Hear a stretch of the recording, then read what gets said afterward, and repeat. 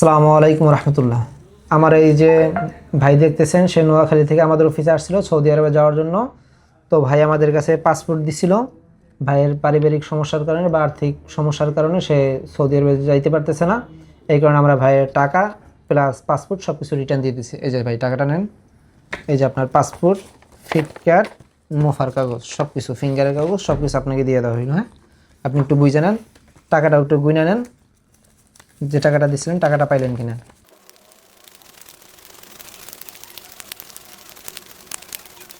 টাকা বুঝে পাইছেন? তো আমরা ভাই যে আমাদের কাছে যে ভিসা সংক্রান্তর জন্য যে টাকাটা দিছিল, আমরা ভাইকে সেই টাকাটা দিয়ে দিয়েছি। শুধুমাত্র আমাদের যে মুফা কস্টটা, সেই মুফা কস্টটা আমরা রাখছি। তো অনেক এজেন্সি আছে যে টাকা অ্যাডভান্স করলে টাকা ফেরত দেয় না, পাসপোর্ট রিটার্ন দেয় না। তো আমাদের এই অফিসে ইনশাল্লাহ এইরকম কোনো ইয়া পাবেন না।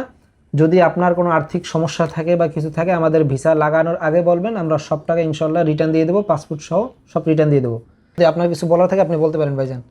না, বলার কিছু না, এমনিতে টাকা পয়সা লেনদেনের কোনো সমস্যা হয়নি, টাকা পয়সা ক্লিয়ার পাওয়া গেছে, আবার এগুলো তো কোনো সমস্যা হয়নি, এগুলো ঠিক মতন আছে, কথা কাজে ঠিক আছে, কিন্তু সমস্যা টাকাতেই, এছাড়া আর কোনো কিছু না। আপনার টাকার সমস্যার কারণে আপনি এইটাই, যাইতে পারতেছেন না। এইটাই। তো ভাইজান, আপনি যদি আবার সুযোগ সুবিধা হয় আইসেন, ঠিক আছে? মনে কষ্ট নিয়েন না, আমরা আপনার জন্য দোয়া করি। যদি আবার আর্থিক অবস্থা ভালো হয় তাহলে আবার আইসেন। হ্যাঁ, সবাই ভাইয়ের জন্য দোয়া করবেন, আমাদের জন্য দোয়া করবেন। আসসালামু আলাইকুম রহমতুল্লাহ।